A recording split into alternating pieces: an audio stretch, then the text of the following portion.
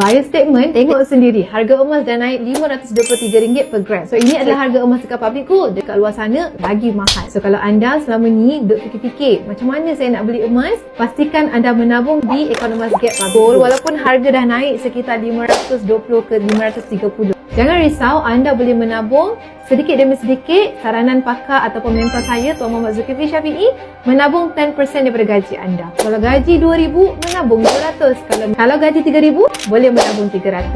Jadi, bila kita dah kumpul emas kita, cuba capai target yang pertama iaitu 4.25 gram bersamaan dengan 1 dinar ataupun simpanan yang dah pun mencecah RM2,200. Simpan selama ni nak kumpul RM1,000 pun susah kan?